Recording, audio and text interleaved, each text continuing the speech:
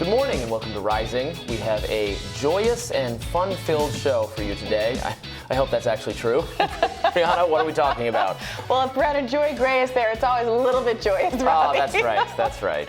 Well, we have Reason's Elizabeth Nolan Brown joining us to discuss the role Walgreens has played in the opioid epidemic.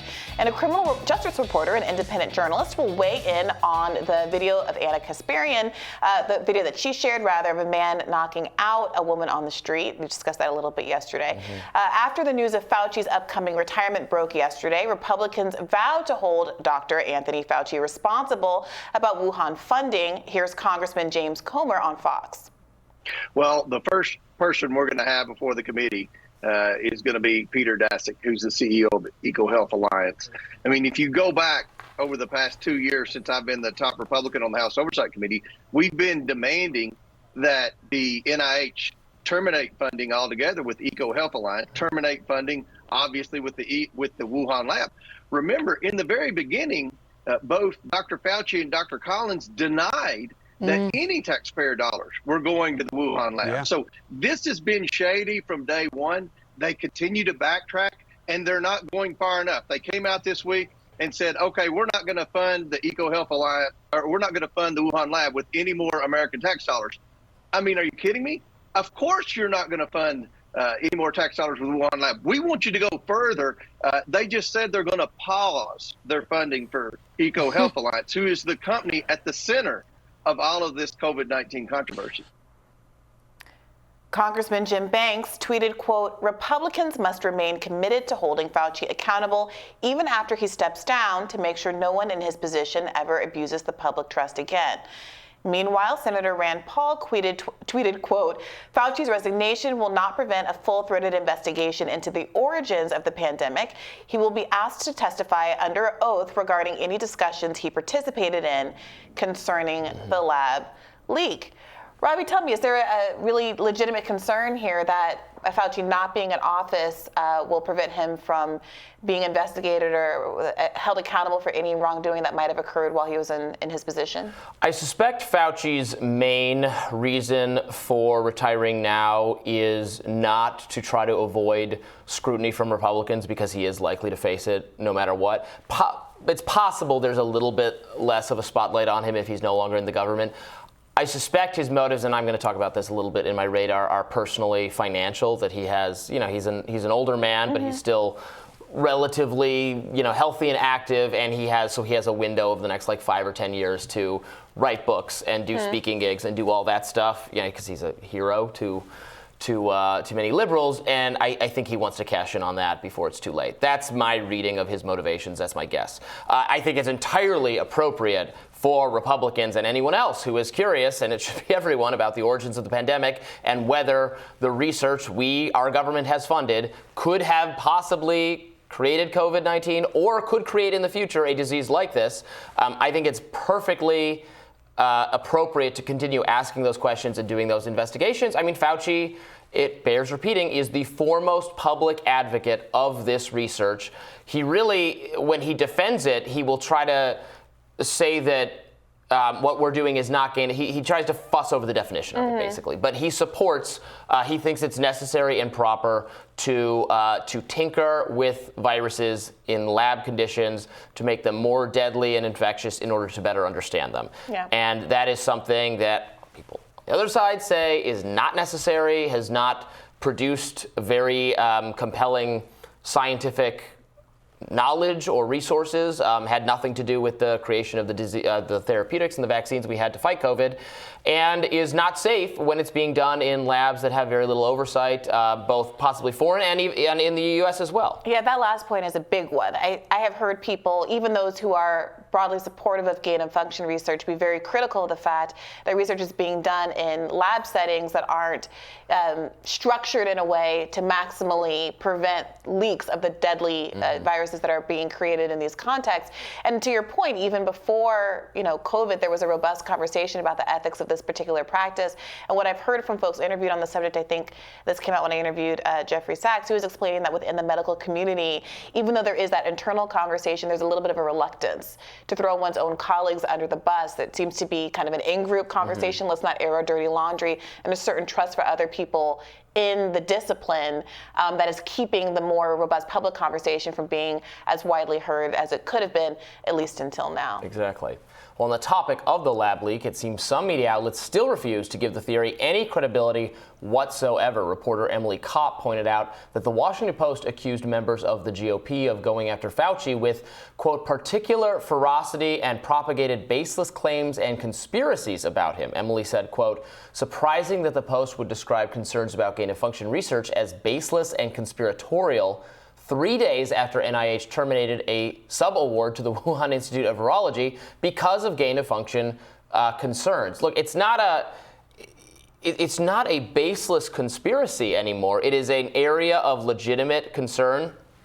It is not proven one way or the other. Some people have looked at more recent information, those scientific surveys that have come out that have shown really conclusively that the first outbreak was the Wuhan wet market. Now, I and Ryan Grimm, our co-host on Fridays, have looked at that and said, okay, yes, this really conclusively does assert that the outbreak, the first mass super spreader event, was absolutely at that marketplace. But you're still not finding evidence that that's where the crossover from an animal to a human necessarily happened there. It absolutely could have happened there. I take it that a lot of people in the scientific community, their best guess is that is how it happened. I absolutely accept that might be the answer, but we've not found, despite significant searching for it, and in the case of SARS, they found the crossover animal much more quickly, with much less effort being put toward it. We've put that same effort toward it, have not found that yet. And so the alternative is that because the labs are so close to this wet market, right, that a person who had been infected or an animal that was infected in the lab escaped, yes, and that it went to the wet market, and at yes, that point it spread from there. That's the yes, alternative. Yes. Yeah, it's or they gave it to their neighbor, and then their neighbor went to the wet market, right, and then that's where you had dozens of people becoming infected. Right. It's interesting that we've been doing this for so long. We've been talking about this for so long. And when you do turn on the news, you do hear either someone say this was a conspiracy, it's a baseless conspiracy, or you have people having more thorough conversations about why it's not. Very rarely are those two groups in the same room. And I think that to the extent that we have no dog in this fight, I think most people don't really have a dog in this fight unless you're someone who is right, personally liable somewhere along the chain of this. It is frustrating that you don't get the people who are so confident that it's a conspiracy theory talking with people who have the factual basis to argue and the alternative in a way that could really unpack what's really going on for people to make their own minds up. I honestly think that the people who kind of begin in their argument saying, well, it's a baseless conspiracy, are doing themselves a disservice to the extent that they could potentially be right about the origins here. Absolutely. Well, we had Fauci on Rachel Maddow's show last night. He talked to her about his retirement and some other subjects, and then verged into bashing, those who are responsible for COVID, what he calls misinformation. Let's watch that. Now is just a distortion of reality, Rachel. I mean, conspiracy theories which don't make any sense at all, pushing back on sound public health measures, making it look like trying to save lives is encroaching on people's freedom. That's a big difference from the AIDS activists who really had a good foundation for their objections. That's so indicative of his mindset that any concern about the trade-offs in the restriction of liberties and trying to save lives is bad faith, or is misguided, or is on some kind of other planet of thinking. That's the role he's provided throughout this pandemic of just, well, no, we have to sacrifice, we have to do what the experts say, even when the experts disagree, even when it's contradictory, even when it changes from one month to the next. So, he's going out on the same note he's been sounding now for years. Well, look, you're completely right. As I talked about in a radar last week, I kind of did a summary of all of the misinformation and the ways that more liberally aligned groups like Fauci himself and the CDC have participated in all of that. But isn't there a separate conversation, and it might be what he's referencing there, about what has moved from a pushback against mask mandates to a kind of politicization of the idea of wearing masks itself? I walk through the world, I see people unmasked, it doesn't bother me, I don't say anything about them, I mind my own business. But I receive plenty of remarks about how I must cling to my mask, or because I choose to be masked when I'm getting my nails done or something like that in close quarters with strangers. I don't. Do you not see there to be some legitimate critique there of people who are now attacking the public health resources themselves that are voluntarily being offered and frankly increasingly being withdrawn by the state? As they become politicized, we're getting our option to even avail ourselves of those resources even taken from us. Is there not some legitimate criticism there for people who are not against the mandates, but who now seem to be kind of, for political reasons, against all COVID interventions at all? Well, certainly. I mean, I absolutely think it should be, it's your choice. It should be your choice. And you're right that we're moving back to that kind of to that approach where we're largely leaving it up to individuals. The scientific community is trying to give their best guess for what mitigation efforts work best. It's been updated so many times now. Do we think the 6 feet of social distancing ever did anything? At any point wasn't effective. It certainly didn't do nearly as much as stressing high quality masks and having those available. When you got to the But which is not what they Starbucks- said. They did not stress high quality masks. They said wear a mask, any mask. I know. So if people had gone to a Starbucks instead of being asked to stand 6 feet apart, they had been handed an N95 or KN95 mask, I think we'd probably have been in a better, safer scenario. I mean, maybe. No, I do think that having fewer people in a space, to the extent that the 6 feet sometimes made those lines go outside and had fewer people in the room at once, I think that's probably useful. Yeah. But yeah, look, it's a difficult balance here because I'm completely sensitive and, I completely agree to the critique that there was a kind of certainty that came along with the advice that was not earned. And they should have been more transparent about the fact that they were learning along the way. At the same time, I'm reluctant to invest as much bad faith into some of the decision making as you or perhaps some others, because I think it also is natural and normal to be learning along the way. And every single person who was modifying advice and trying to come up with the best solutions as we came to understand what those were was not the person at the top making these kind of political calculations and, withholding things from the public strategically like they did with the masks early on and that kind of a thing. So it's difficult. I think it's much easier to have a cleaner critique of Fauci than the medical establishment as a whole, which in many ways was learning on the go and trying to do its best. My last point on this, though, is I still feel like if you look at you can look at our peer countries, you can look at European countries, you can look at so many places.